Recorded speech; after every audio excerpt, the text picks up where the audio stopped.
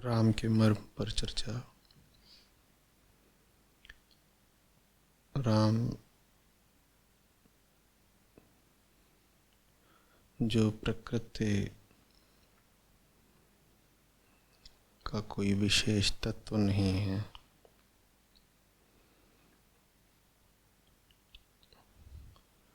जो हमारे मन या दृष्टि का या हमारे श्रवण का कोई विषय नहीं है।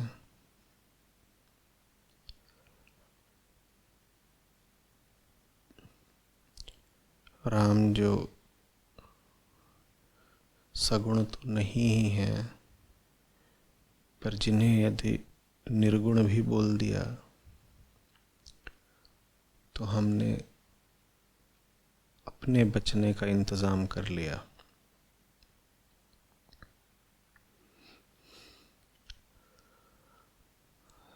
सगुण कहने वाले भी हम ही, निर्गुण कहने वाले भी हम ही। अगर निर्गुण भी कह रहे हैं तो हम तो बचे ही रह गए ना।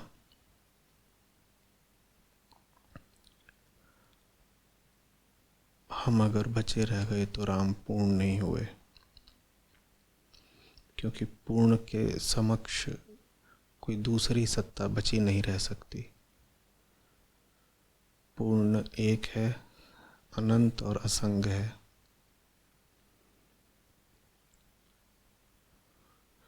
तो संत कबीर के राम सगुण तो नहीं ही हैं, निर्गुण भी नहीं हैं, वो बस न्यारे हैं।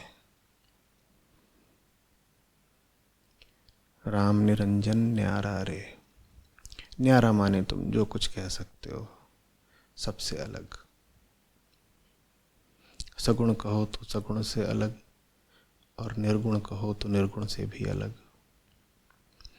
न सगुण है न निर्गुण है, इसका अर्थ ये न लगा लें कि वो सगुण और निर्गुण के मध्य में कहीं है, या कभी सिर्फ सगुण है या कभी निर्गुण है, या भक्त की आस्था के अनुसार सगुण है या निर्गुण है। नहीं, प्रश्न आपकी आस्था का नहीं, आपके अस्तित्व का है। आपके अस्तित्व का नाम ही अहंता है। आप यदि बचे हुए हैं अपनी आस्था अनुसार, कभी उनको सगुण कहने के लिए, कभी निर्गुण कहने के लिए, तो अभी आप राम से, राम के तत्व और मर्म से बहुत दूर हैं।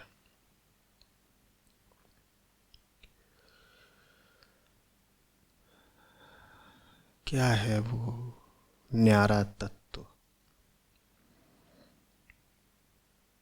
उस तत्व की बात करने के लिए कबीर साहब की ही कुछ साखियाँ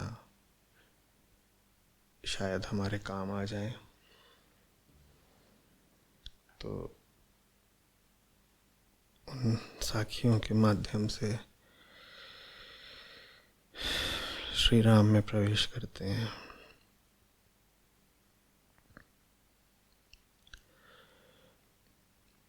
वैद मरे जोगी मरे, मरे सकल संसार, एक कबीरा ना मरे, जाके राम आधार।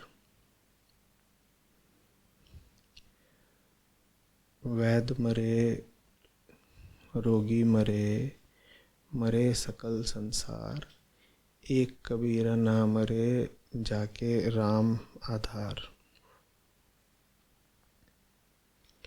कुछ संबंध यहाँ पर बनता सा लग रहा है राम का जीवन से, मृत्यु से, समस्त संसार के प्राकृतिक चक्र से, समस्त द्वैत से।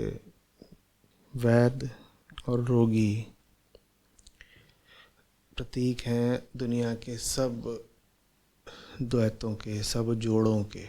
दुनिया में सब कुछ जोड़ों में ही होता है। संसार में आपको कुछ भी ऐसा नहीं मिलेगा जिसके समकक्ष कुछ और ना मौजूद हो, उसको अर्थ देने के लिए वैद्य का कोई अर्थ नहीं रह जाता यदि रोगी ना हो। और यदि कहीं कोई रोगी है तो वैद्य अवश्य ही होगा। समक्ष नहीं होगा तो मन में वैद्य की अभिलाषा होगी। जहाँ रोग है वहाँ वैद्य है, जहाँ काला है वहाँ सफ़ेद है, दिन है तो रात है, अच्छा है तो बुरा है, ऊंचा है तो नीचा है, नर है तो नारी है। दुनिया में सब कुछ जोड़ों में है। वैद मरे जोगी मरे, ये सब जोड़े मरणशील हैं। वैद मरे जोगी मरे, सब जोड़े मरणशील हैं। प्रकृति का एक तरह से अर्थ ही है मृत्यु, पर यहाँ तो सब कुछ जोड़ों में होता है। तो प्रकृति का एक तरीके से अर्थ है जन्म। प्रकृति माने जन्म और मृत्यु, लहरों का उठना और गिरना, आना और जाना।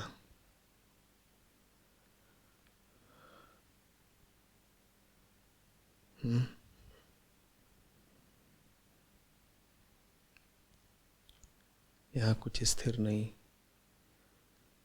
सब कुछ गतिशील है, प्रभव है, प्रलय है। मरे सकल संसार, पूरा संसार मर ही रहा है लगातार। उस मरने में अपने आप में कोई दुख नहीं, कोई समस्या नहीं, क्योंकि यह तो प्रकृति के चक्र की बात है। प्रकृति ने किसी को विशेष रूप से अपना शिकार नहीं बनाया है, अत्याचार नहीं किया है। खेल है प्रकृति का, यहाँ ऐसा ही होता है। पर मनुष्य के लिए ये आने जाने का चक्र बड़ी समस्या हो जाता है। क्यों हो जाता है समस्या? क्योंकि मनुष्य का आधार प्रकृति तो नहीं है।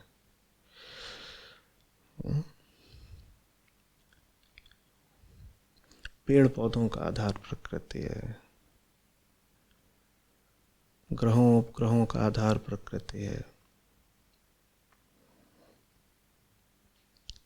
पानी की एक बूंद भाप से पानी बनती है या बर्फ से पानी बनती है और फिर भाप बन जाती है। वहाँ कोई दुख नहीं। हिमकण बूंद बना और फिर भाप बन गया, दुख तो कुछ नहीं। जन्म हुआ, मृत्यु हो गई, कोई दुखी दिखा?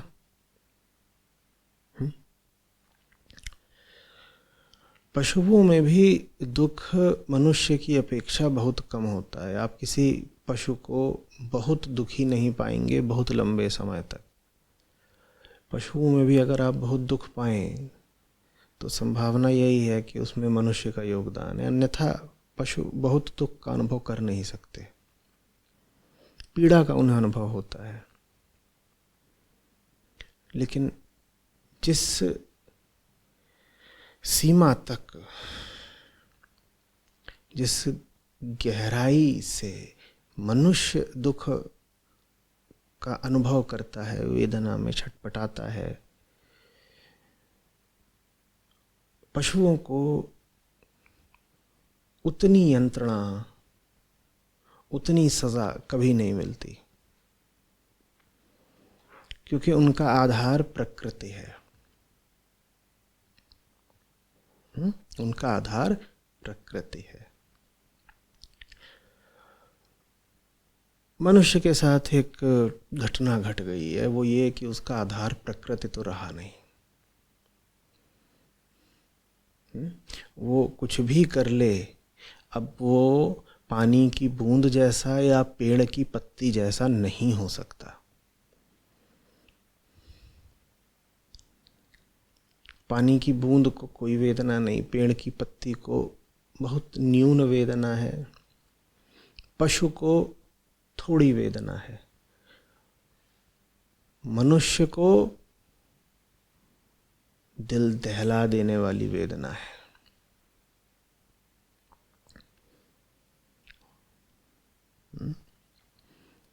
मनुष्य के साथ ये घटना घट गई है,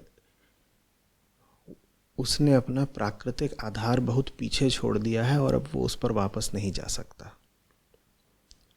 क्यों छोड़ा है? क्योंकि प्रकृति उसे बंधन जैसी लगती थी, क्योंकि वहाँ सब चक्र जैसा ही है, सब तयशुदा है। आप एक चिड़िया की ज़िंदगी देखिए, आप पेड़ के एक पत्ते का जीवन देखिए, वहाँ सब कुछ पूर्व निर्धारित है, एकदम बंधा हुआ एक चक्र में। वहाँ कुछ नया नहीं हो सकता। एक गौरैया आज से 10-20 हज़ार साल पहले जैसी थी, आज भी लगभग वैसा ही जीवन बिताती है। कुछ बदल नहीं गया, न भाषा, न मन, न वृत्ति, न विचार, न सभ्यता, न संस्कृति। वहाँ कुछ नहीं बदलता।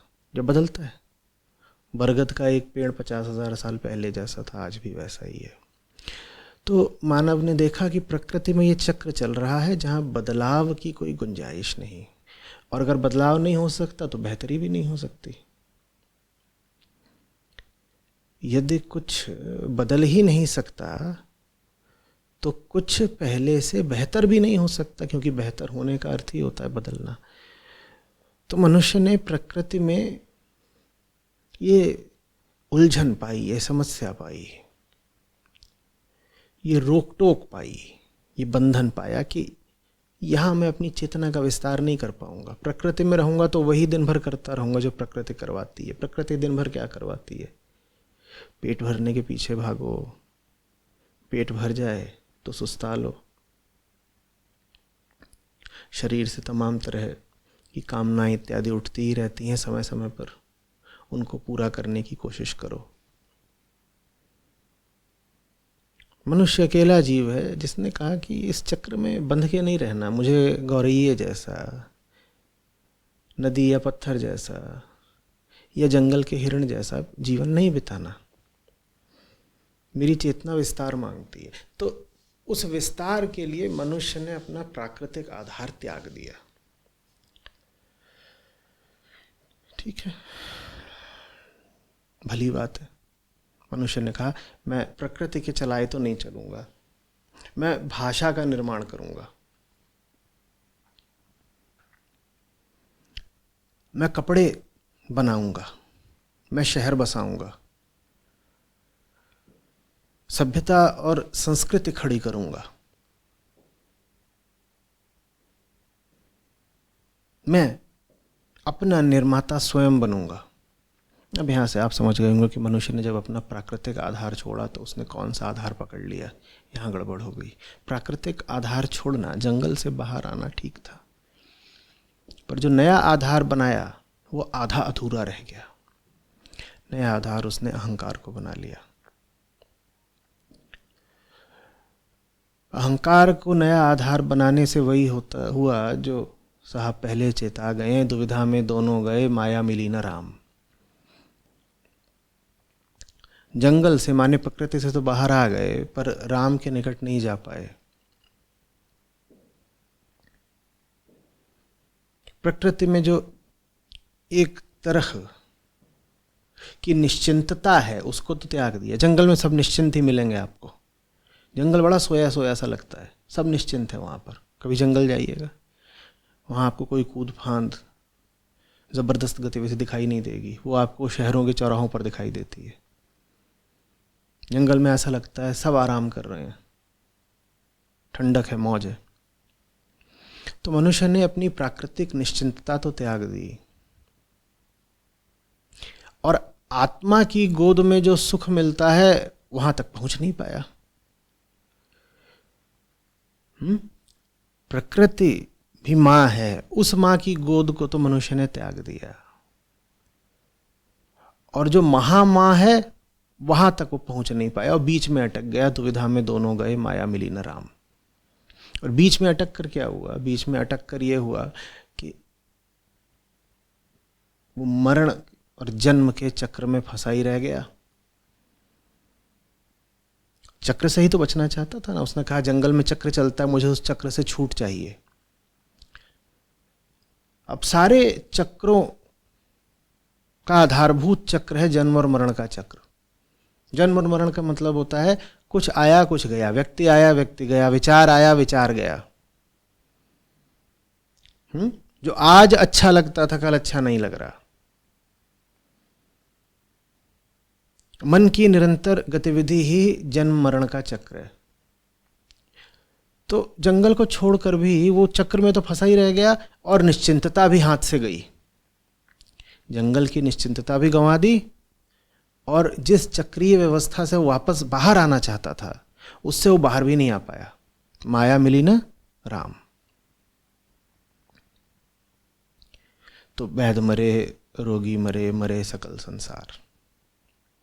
वो उस आवत जावत के, गत आगत के चक्र में फंसा ही रह गया।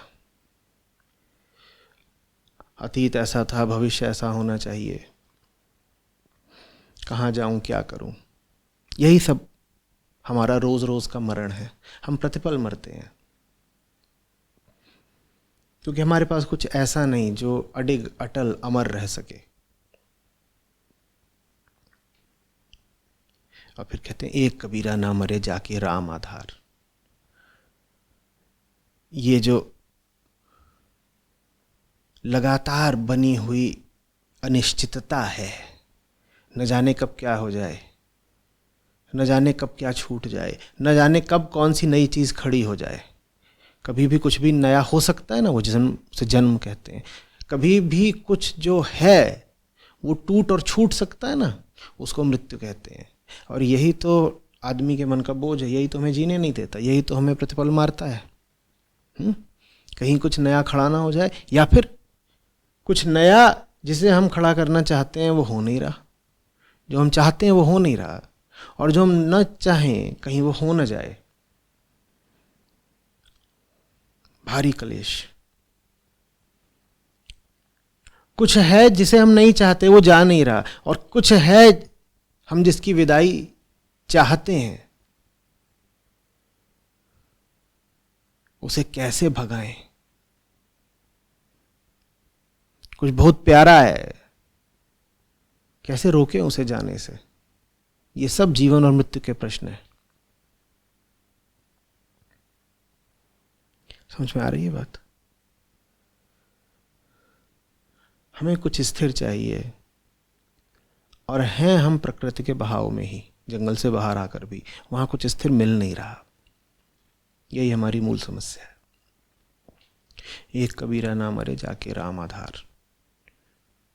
अहंकार का आधार आपको जीने नहीं देगा, क्योंकि आप जंगल की प्रकृति से बाहर आ गए, एक बात समझने से चूक गए। अगर आप अहंकार को आधार बना रहे हैं तो है तो अहंकार भी प्रकृति का ही हिस्सा। प्रकृति सिर्फ जड़ विषयों में नहीं होती है कि आपको लगा कि आप पहाड़ों और पत्थरों के जीवन से बाहर आ गए तो आप प्रकृति से मुक्त हो गए। नहीं नहीं नहीं। पत्थर, पहाड़, पेड़, पशु, इनसे आप बाहर आ गए, लेकिन क्या लिए रहे अपने भीतर? अहंकार। आपने उस अहंकार को अपना आधार बना लिया, और ये और बड़ी दुर्गति है। मनुष्य को बाहर आना ही होगा। जैसे वो जंगल से बाहर आया, वैसे उसे अहंकार से भी बाहर आना ही होगा, तभी उसे चैन मिलेगा। एक कबीरा ना मरे जाके राम आधार। जब तक आप जड़ प्रकृति के साथ साथ चेतन प्रकृति से भी पूरी तरह बाहर नहीं आते, तब तक मौत का भय आपको जीने नहीं देगा। आपका आधार ही हर समय डगमग रहेगा, जैसे आपके घर की बुनियाद डोल रही हो। भूकंप आया हुआ है, चैन से सो लेंगे? हम में से कोई चैन से सो नहीं पाता, क्योंकि हमारा आधार राम नहीं है। अब समझिए राम का अर्थ क्या हुआ। वो जो अडिग रहे, वो जो बदल नहीं सकता, उसको राम कहते हैं। वो है कबीर के राम। वास्तव में वही तुलसी के राम भी हैं, सब संतों के राम वही हैं, असली राम वही हैं जो बदल नहीं सकते। आत्मा का ही दूसरा नाम राम है।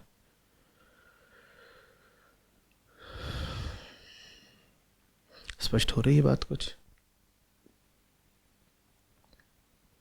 कितनी ये गरज के साथ घोषणा की जा रही है, एक कबीरा ना मरे जाके राम आधार। कबीर नहीं मरते।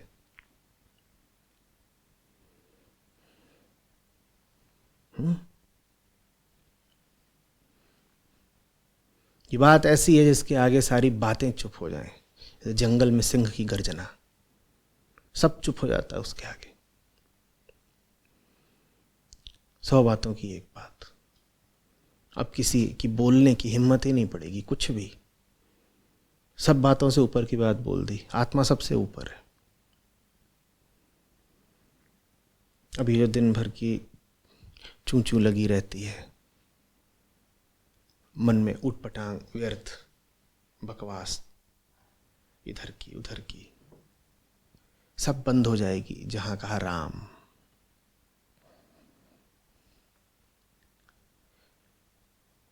कबीर साहब का राम से कुछ रिश्ता ही ऐसा है। कभी अपने आप को वो राम का कुत्ता बोलते हैं, कभी राम की बहुरिया बोलते हैं, कभी राम का प्रेमी बोलते हैं, कभी राम को पिता बोलते हैं।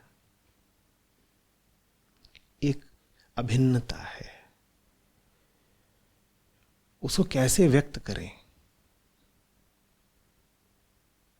तो हर रिश्ते के माध्यम से कहते हैं राम से तो मेरा रिश्ता है, अनन्य रिश्ता है, अलग है नहीं, एक है।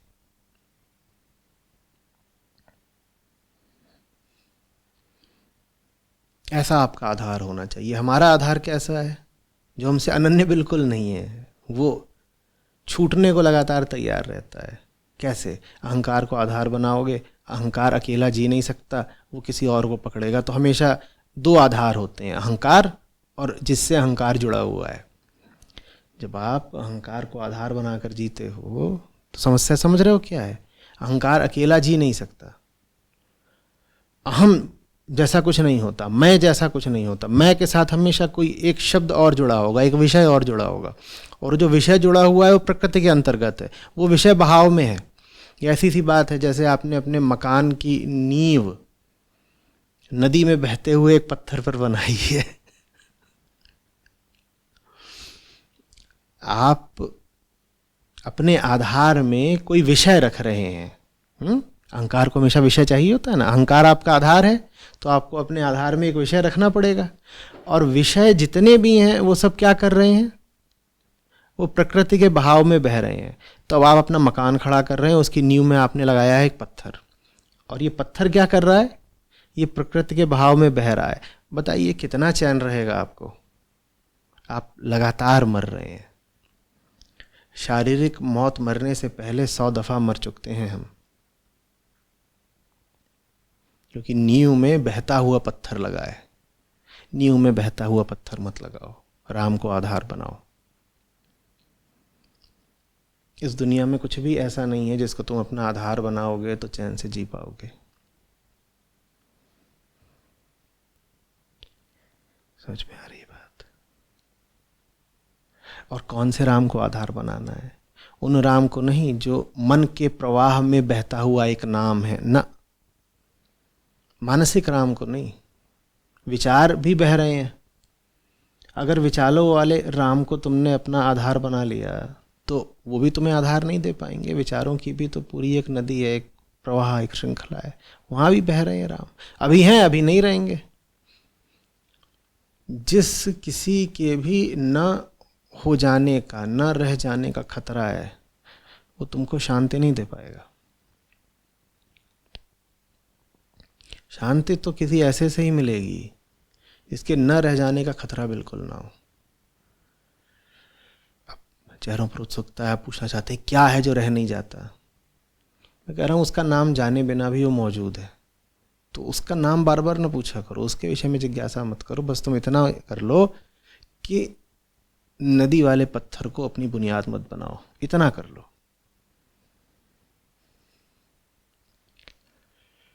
गलत आधार मत बनाओ, सही आधार मौजूद है। मनुष्य अभिशप्त है प्रकृति से बाहर आने के लिए, लेकिन मनुष्य मात्र अभिशप्त ही नहीं है, वो अमृत का पुत्र भी है, ऐसा कहते हैं वेद। पशुओं से भी ज्यादा अभिशप्त है, लेकिन अमृत का पुत्र भी है। पशुओं से ज्यादा अभिशप्त है अगर अहंकार को आधार बना लेता है, और अमृत है, अमर है, अगर अहंकार को हटा देता है। मैंने नहीं कहा राम को आधार बनाना जरूरी है, अहंकार को हटाना जरूरी है। कबीर राम को कहीं से लेकर नहीं आए हैं अपना आधार बनाने के लिए, बस माया को पहचानते हैं तो उसको आधार नहीं बनाया। राम का कोई आविष्कार, शोध, खोज इत्यादि नहीं करनी पड़ती है कि आप किसी अभियान पर निकलें राम की तलाश में, कोई आवश्यकता नहीं है। गलत आधार मत बनाइए बस।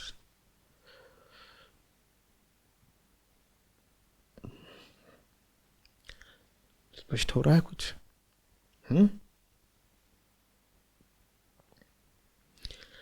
राम का पर्व आ रहा है, ध्यान रखिएगा किस आधार पर मना रहे हैं।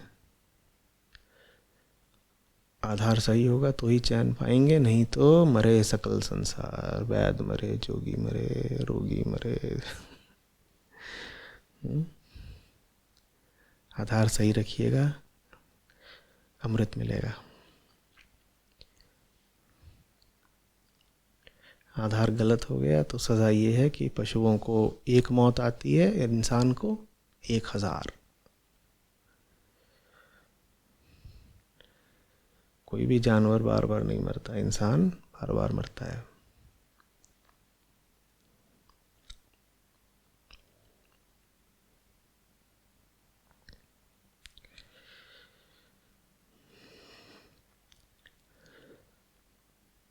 क्या संबंध हो उस आधार से? अब मैंने ये साखियाँ किसी विशेष क्रम में यहाँ पर संकलित नहीं करी हैं आपसे बात करने के लिए, लेकिन क्रम अपने आप बन जाता है। क्या संबंध हो उस आधार से? हमारा आधार है कबीर कुत्ता राम का, मोतिया मेरा नाव, गले राम की जेवड़ी, जित खींचे तित जाऊं।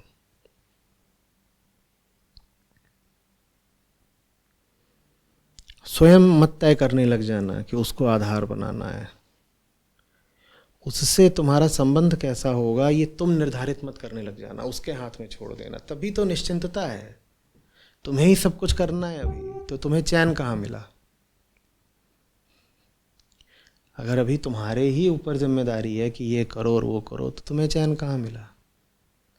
चैन तो तभी है जब तुम राम के कुत्ते बन जाओ। कबीर कुत्ता राम का, मोतिया मेरा नाम, नाम है मेरा मोतिया। जैसे कुत्तों के नाम रख दिए जाते हैं, ऐसे ही मौज में कह रहे हैं, संतों की मौज।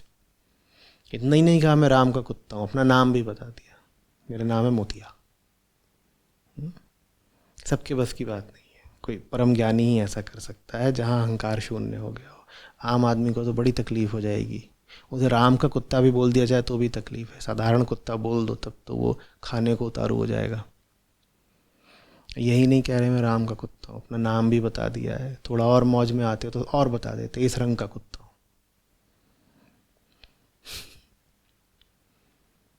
कबीर कुत्ता राम का, मोतिया मेरा नाम, गले राम की जेवरी। गले में राम ने जंजीर डाल रखी है, पट्टा डाल रखा है, जित खींचे तित जाऊं। ये संबंध होता है राम से। राम से जाकर के तुम नहीं कहोगे मेरी कामनाएं पूरी कर दो, तुम राम से कहोगे मेरी कामनाएं राममय रखो। मेरी कामनाओं का निर्धारण तुम करो, मेरी कामनाएं ही तुम्हारे स्रोत से आए, मैं इतना ही मांग सकता हूं बस। कुत्ता मालिक से क्या कहेगा, मुझे फलानी दिशा ले चलो? नहीं, वो तो इतना ही कहता है तुम जिस भी दिशा जाओ तुम्हारे साथ रहूं बस मैं। अब मालिक छोड़ भी दे तो वो लौट लौट के आता है, वापस आता है। द्वार बंद कर दो तो बाहर बैठ जाएगा, मैं नहीं जाता। तुम भगा भी दोगे तो भी मैं नहीं जाऊंगा।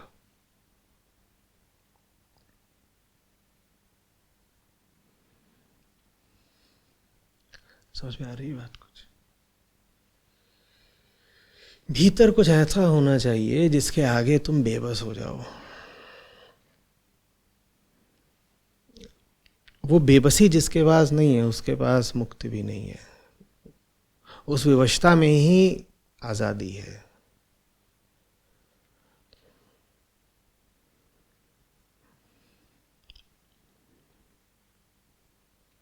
जगत की गुलामी छोड़नी है तो आत्मा के गुलाम बन जाओ।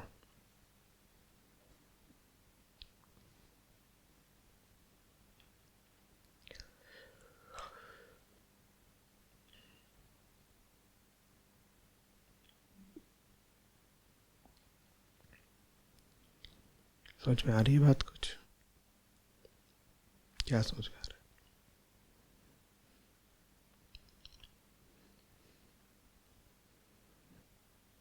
तुम्हें मना नहीं करा जा रहा है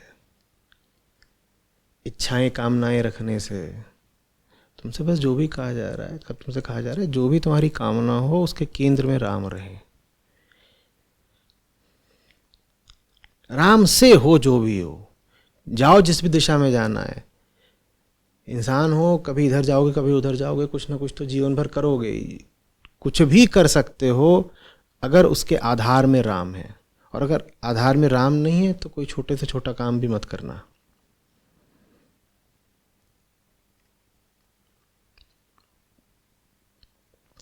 राम बंधन नहीं है, राम वर्जित नहीं कर रहे हैं कुछ करने से। राम तुम्हारी शक्ति और तुम्हारी सुरक्षा है। सुरक्षा कैसे है? वो तुमको ऐसी दिशा में भेजेंगे जहां दुख ना हो तुमको। शक्ति कैसे है? वो तुमको जिस दिशा में भेजेंगे उस दिशा में बढ़ते रहने की ऊर्जा वो स्वयं देंगे।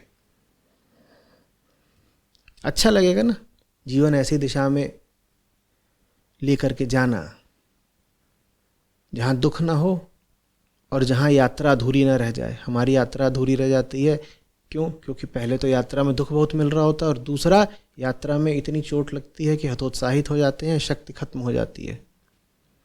तो ये दो बातें, यात्रा गलत दिशा में होती है तो चोट बहुत देती है, दर्द बहुत उठता है, और दूसरा उत्साह क्षीण पड़ जाता है, स्पष्टता नहीं रह जाती कहाँ को जा रहे हैं, क्यों जा रहे हैं, तो निढाल होकर गिर जाते हैं, ऊर्जाहीन।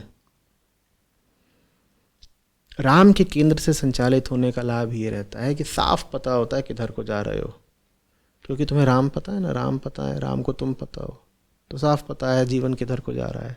ऊर्जा कभी कम नहीं पड़ेगी, भले ही परिणाम विपरीत आ रहे हों, भले ही तथाकथित विफलताएं मिल रही हों, लेकिन फिर भी हतोत्साहित नहीं होगे, रो नहीं पड़ोगे कि अरे अपेक्षा अनुसार परिणाम नहीं मिल रहे तो अब काम कैसे करें।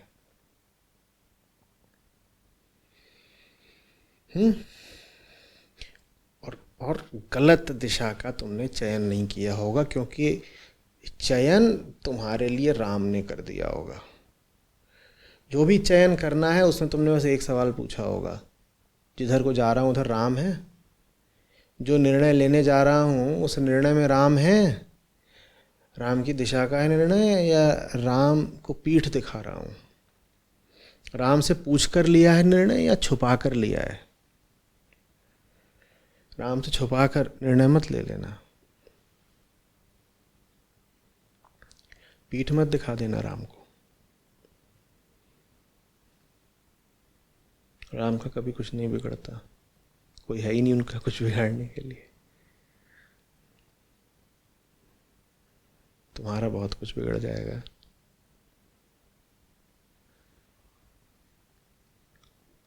संत शुभचिंतक होते हैं, दुनिया के दुख को अपना दुख बना लेते हैं।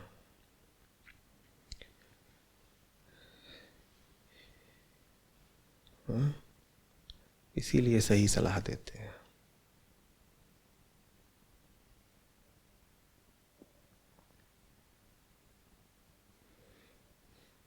फिर आता है राम नाम की लूट है, लूट सके तो लूट।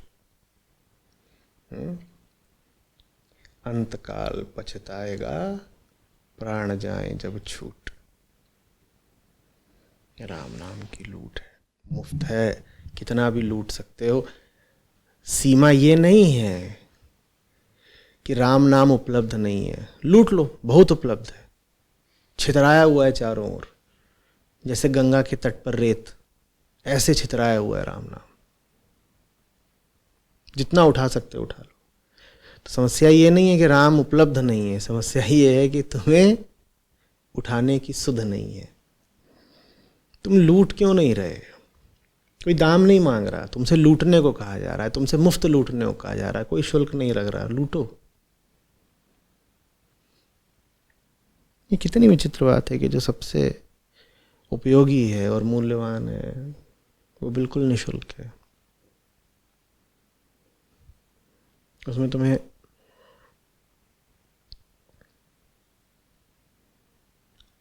कुछ भी ऐसा नहीं है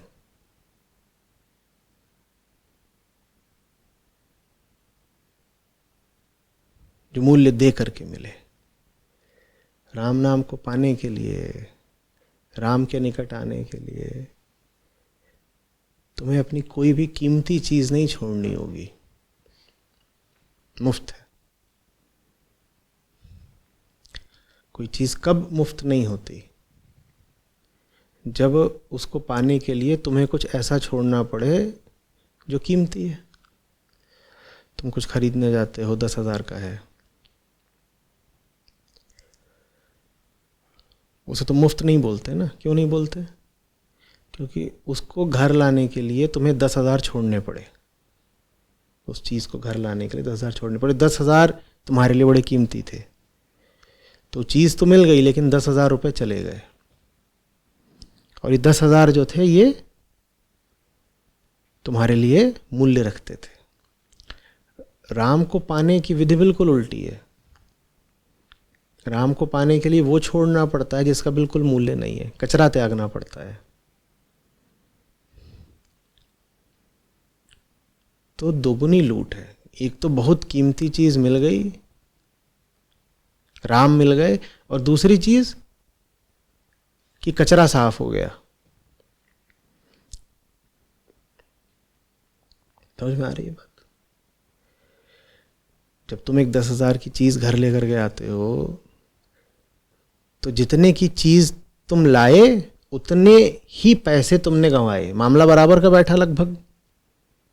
हाँ, ये हो सकता है कि उस चीज़ की कीमत तुम्हारी नज़र में 10,000 से ज़्यादा की हो, तो थोड़ा बहुत लाभ हो सकता है, लेकिन फिर भी मामला लगभग बराबर का रहता है। बेचने वाले को पता चल गया कि तुम्हारी नज़र में उस चीज़ की कीमत ज़्यादा है तो दाम बढ़ा देता है। मामला लगभग बराबर का ही चलता है। दुनिया के बाजार ऐसे ही है ना।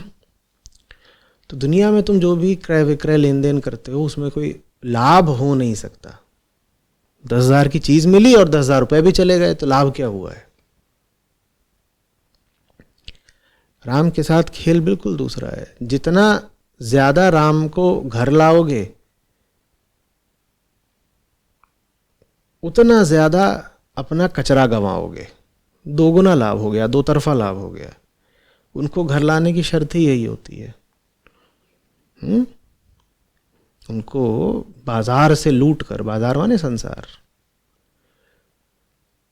उनको लूट कर घर लाने की शर्त ये होती है कि पहले घर साफ कर लो। दाम नहीं चुकाना है, घर साफ करना है। घर साफ है तो वो आ जाएंगे, घर साफ नहीं है तो नहीं आएंगे। इसी में आगे की बात यह है कि घर साफ कर लिया तो पाओगे कि वो आ ही चुके हैं। थोड़ी देर में मुस्कुराओगे जब समझ आएगा कि सदा से घर में थे, लूटने की भी आवश्यकता नहीं थी। इतना मैंने कचरा भर रखा था घर में और अपनी आंख में कि दिखाई नहीं देते थे।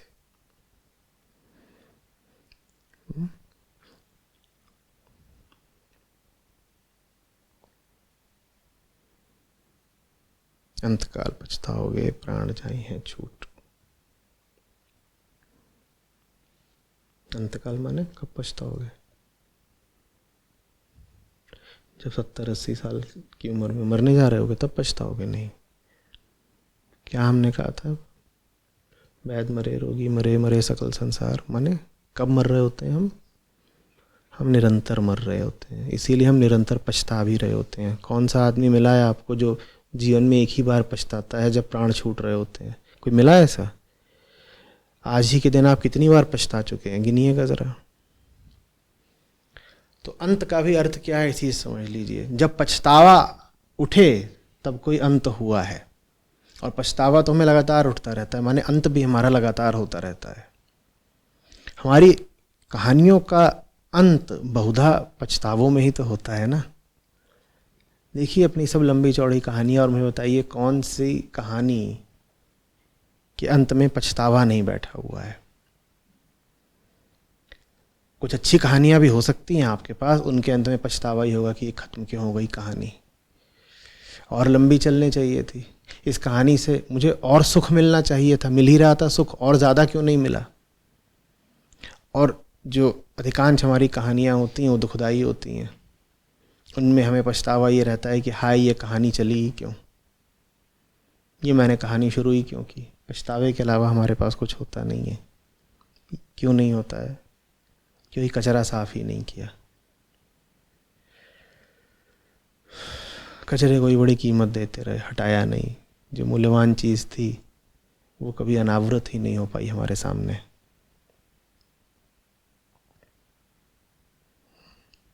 मिली हुई थी, छुपी रह गई।